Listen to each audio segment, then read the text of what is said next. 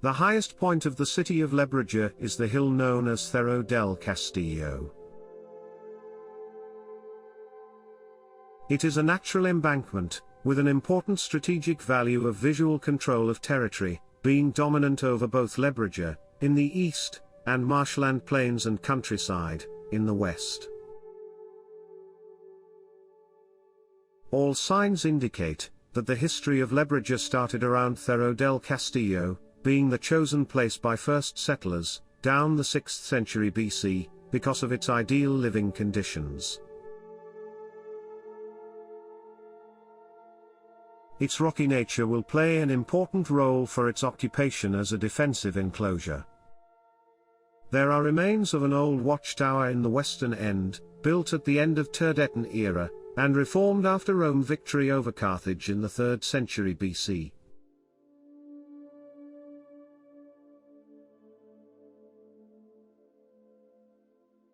In addition to the defensive function, its role as visual control of territory gained significance, particularly on maritime traffic between different settlements through a sea estuary, not very deep and filled with a rugged coastline.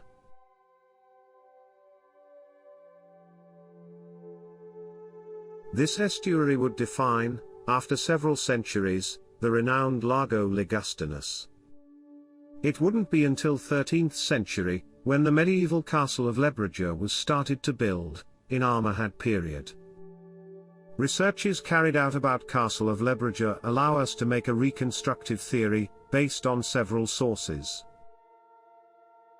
The archaeological excavations, the 1812 map made by the French occupation forces, and the Flemish illustrator Joris Hoefnagel's engraving who, around 1580, made an all-round view of Lebrija for the greatest world atlas at the moment, Theatrum Orbis Terrarum, by order of Georg Braun.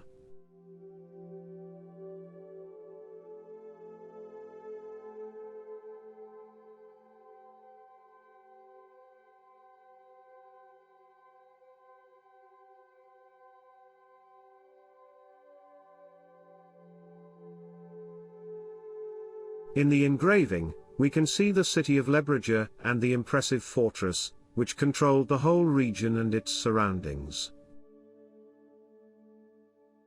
The castle was structured in 3 main sectors.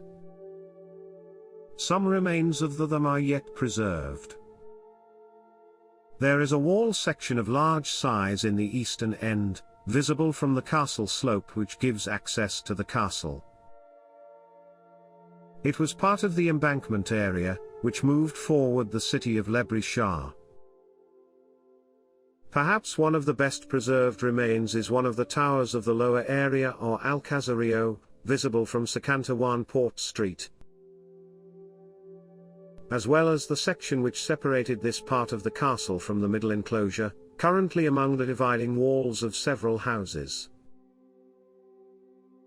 A portion of a wall section, and one of the towers are conserved in the north scarp, belonging to the intermediate sector, that covered both the Plaza de Armas, main square of the castle, and several housing which served as accommodation for guards and the population, which inhabited and worked in the castle. Warehouses, cisterns, flour mills and stables were located next to those houses, and turned the castle into a small fortified city. At the Christian times, a series of reforms were carried out, among which the construction of the Ermita del Castillo stands out. In the western part of the hill, each of the sections belonging to the diaphragm wall that divided the main square from the Alcazaba compound are raised. The Alcazaba was the most fortified area of the castle.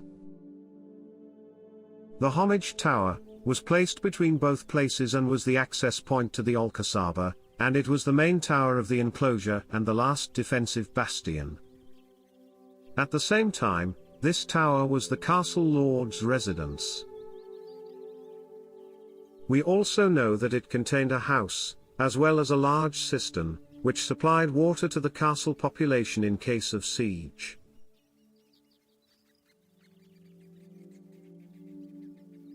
Lastly, the low area or Alcazario.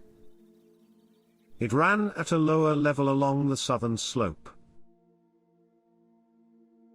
Castle of Lebrija had to be an imposing fortress which controlled the whole surrounding territory of Guadalquivir marshland.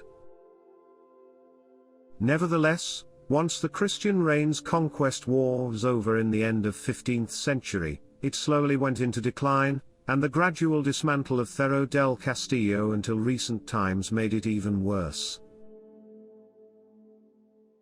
Currently, this medieval fortification, of which only some sections of its primitive structure are preserved, is declared place of cultural interest.